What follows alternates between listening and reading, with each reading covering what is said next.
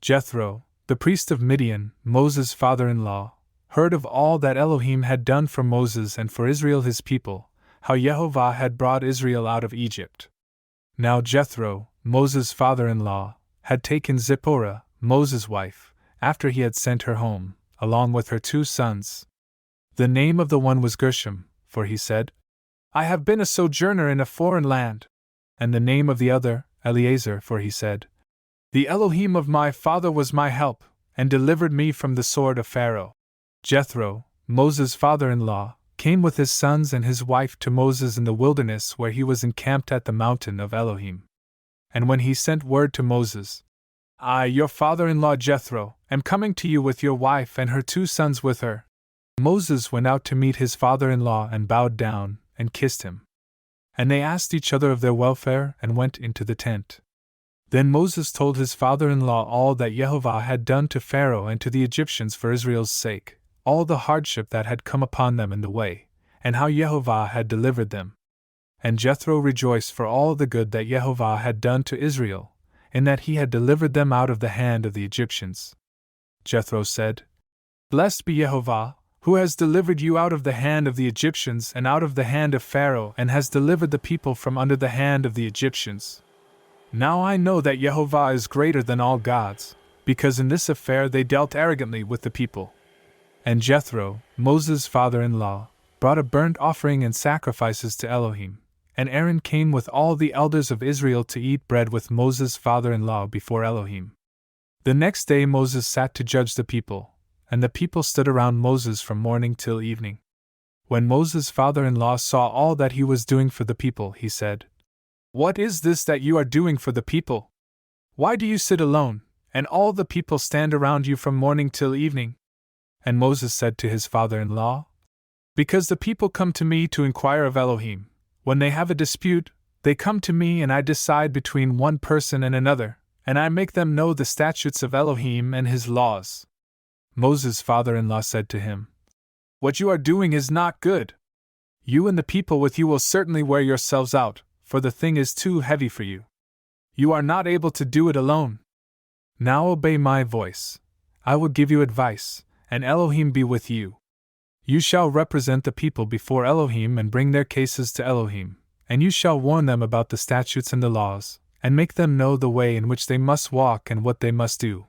Moreover, look for able men from all the people, men who fear Elohim, who are trustworthy and hate a bribe, and place such men over the people as chiefs of thousands, of hundreds, of 50s, and of 10s. And let them judge the people at all times. Every great matter they shall bring to you, but any small matter they shall decide themselves.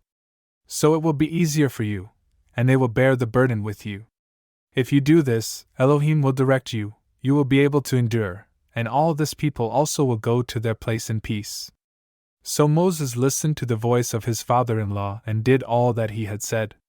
Moses chose able men out of all Israel and made them heads over the people, chiefs of thousands, of hundreds, of 50s, and of 10s. And they judged the people at all times. Any hard case they brought to Moses, but any small matter they decided themselves. Then Moses let his father-in-law depart, and he went away to his own country. On the 3rd new moon after the people of Israel had gone out of the land of Egypt, on that day they came into the wilderness of Sinai. They set out from Rephidim and came into the wilderness of Sinai, and they encamped in the wilderness. There Israel encamped before the mountain, while Moses went up to Elohim. YeHoVah called to him out of the mountain, saying, "Thus you shall say to the house of Jacob, and tell the people of Israel, you yourselves have seen what I did to the Egyptians, and how I bore you on eagle's wings and brought you to myself. Now therefore, if you will indeed obey my voice and keep my covenant, you shall be my treasured possession among all peoples, for all the earth is mine, and you shall be to me a kingdom of priests and a holy nation. These are the words that you shall speak to the people of Israel." So Moses came and called the elders of the people and set before them all these words that YeHoVah had commanded him. All the people answered together and said, "All that YeHoVah has spoken we will do." And Moses reported the words of the people to YeHoVah. And YeHoVah said to Moses, "Behold, I am coming to you in a thick cloud, that the people may hear when I speak with you, and may also believe you forever." When Moses told the words of the people to YeHoVah, YeHoVah said to Moses, "Go to the people and consecrate them today and tomorrow, and let them wash their garments and be ready for the third day. For on the third day YeHoVah will come down on Mount Sinai in the sight of all the people. And you shall set limits for the people all around, saying, Take care not to go up into the mountain or touch the edge of it. Whoever touches the mountain shall be put to death. No hand shall touch him, but he shall be stoned or shot, whether beast or man, he shall not live. When the trumpet sounds a long blast, they shall come up to the mountain." So Moses went down from the mountain to the people and consecrated the people, and they washed their garments. And he said to the people, "Be ready for the third day, do not go near a woman." On the morning of the third day there were thunders and lightnings and a thick cloud on the mountain and a very loud trumpet blast, so that all the people in the camp trembled. Then Moses brought the people out of the camp to meet Elohim, and they took their stand at the foot of the mountain. Now Mount Sinai was wrapped in smoke because YeHoVah had descended on it in fire. The smoke of it went up like the smoke of a kiln, and the whole mountain trembled greatly. And as the sound of the trumpet grew louder and louder, Moses spoke, and Elohim answered him in thunder. YeHoVah came down on Mount Sinai, to the top of the mountain. And YeHoVah called Moses to the top of the mountain, and Moses went up. And YeHoVah said to Moses, "Go down and warn the people, lest they break through to YeHoVah to look and many of them perish. Also let the priests who come near to YeHoVah consecrate themselves, lest YeHoVah break out against them." And Moses said to YeHoVah, "The people cannot come up to Mount Sinai, for you yourself warned us, saying, Set limits around the mountain and consecrate it." And YeHoVah said to him, "Go down, and come up bringing Aaron with you. But do not let the priests and the people break through to come up to YeHoVah, lest he break out against them." So Moses went down to the people and told them. And Elohim spoke all these words, saying, "I am YeHoVah your Elohim, who brought you out of the land of Egypt, out of the house of slavery. You shall have no other gods before me. You shall not make for yourself a carved image, or any likeness of anything that is in heaven above, or that is in the earth beneath, or that is in the water under the earth. You shall not bow down to them or serve them, for I YeHoVah your Elohim am a jealous Elohim, visiting the iniquity of the fathers on the children to the third and the fourth generation of those who hate me, but showing steadfast love to thousands of those who love me and keep my commandments. You shall not take the name of YeHoVah your Elohim in vain, for YeHoVah will not hold him guiltless who takes his name in vain. Remember the Sabbath day, to keep it holy. 6 days you shall labor, and do all your work, but the seventh day is a Sabbath to YeHoVah your Elohim. On it you shall not do any work, you, or your son, or your daughter, your male servant, or your female servant, or your livestock, or the sojourner who is within your gates. For in 6 days YeHoVah made heaven and earth, the sea, and all that is in them, and rested on the seventh day. Therefore YeHoVah blessed the Sabbath day and made it holy. Honor your father and your mother, that your days may be long in the land that YeHoVah your Elohim is giving you. You shall not murder. You shall not commit adultery. You shall not steal. You shall not bear false witness against your neighbor. You shall not covet your neighbor's house.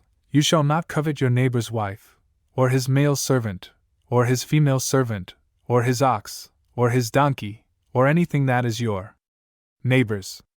Now when all the people saw the thunder and the flashes of lightning and the sound of the trumpet and the mountain smoking, the people were afraid and trembled, and they stood far off and said to Moses, "You speak to us, and we will listen, but do not let Elohim speak to us, lest we die."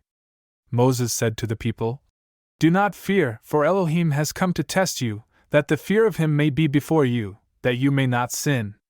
The people stood far off, while Moses drew near to the thick darkness where Elohim was. And YeHoVah said to Moses, "Thus you shall say to the people of Israel, You have seen for yourselves that I have talked with you from heaven. You shall not make gods of silver to be with me, nor shall you make for yourselves gods of gold."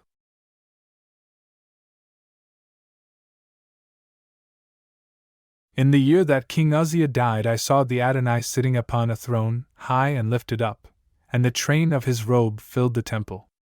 Above him stood the seraphim. Each had 6 wings. With 2 he covered his face, and with 2 he covered his feet, and with 2 he flew. And one called to another and said, Holy, holy, holy is YeHoVah of hosts, the whole earth is full of his glory. And the foundations of the threshold shook at the voice of him who called, and the house was filled with smoke. And I said, Woe is me! For I am lost, for I am a man of unclean lips, and I dwell in the midst of a people of unclean lips, for my eyes have seen the King, YeHoVah of hosts. Then one of the seraphim flew to me, having in his hand a burning coal that he had taken with tongs from the altar. And he touched my mouth and said, Behold, this has touched your lips, your guilt is taken away, and your sin atoned for. And I heard the voice of the Adonai saying, Whom shall I send, and who will go for us? Then I said, Here I am. Send me. And he said, Go and say to this people, Keep on hearing, but do not understand. Keep on seeing, but do not perceive. Make the heart of this people dull, and their ears heavy, and blind their eyes, lest they see with their eyes, and hear with their ears, and understand with their hearts, and turn and be healed. Then I said, How long, O Adonai? And he said, Until cities lie waste, without inhabitant, and houses without people, and the land is a desolate waste. And YeHoVah removes people far away, and the forsaken places are many in the midst of the land. And though 1/10 remain in it, it will be burned again, like a terebinth or an oak, whose stump remains, when it is felled. The holy seed is its stump. In the days of Ahaz the son of Jotham, son of Uzziah, king of Judah, Rezin the king of Syria and Pekah the son of Remaliah the king of Israel came up to Jerusalem to wage war against it, but could not yet mount an attack against it. When the house of David was told, Syria is in league with Ephraim, the heart of Ahaz and the heart of his people shook as the trees of the forest shake before the wind. And YeHoVah said to Isaiah, Go out to meet Ahaz, you and Shear-Jashub your son, at the end of the conduit of the upper pool on the highway to the washer's field. And say to him, Be careful, be quiet, do not fear, and do not let your heart be faint because of these 2 smoldering stumps of firebrands, at the fierce anger of Rezin and Syria and the son of Remaliah. Because Syria, with Ephraim and the son of Remaliah, has devised evil against you, saying, Let us go up against Judah and terrify it, and let us conquer it for ourselves, and set up the son of Tabeel as king in the midst of it. For every boot of the tramping warrior in battle tumult, and every garment rolled in blood, will be burned as fuel for the fire. For to us a child is born, to us a son is given, and the government shall be upon his shoulder. And his name shall be called Wonderful Counselor, Mighty Elohim, Everlasting Father, Prince of Peace.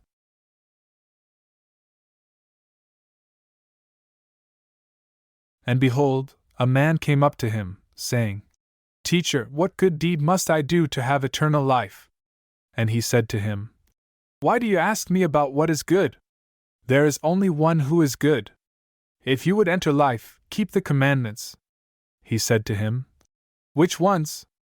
And Yeshua said, You shall not murder, you shall not commit adultery, you shall not steal, you shall not bear false witness, honor your father and mother, and you shall love your neighbor as yourself. The young man said to him, All these I have kept. What do I still lack?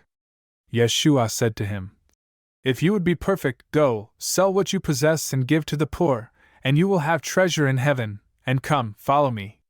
When the young man heard this, he went away sorrowful, for he had great possessions. And Yeshua said to his disciples, Truly, I say to you, only with difficulty will a rich person enter the kingdom of heaven. Again I tell you, it is easier for a camel to go through the eye of a needle than for a rich person to enter the kingdom of Elohim. When the disciples heard this, they were greatly astonished, saying, Who then can be saved? But Yeshua looked at them and said, With man this is impossible, but with Elohim all things are possible.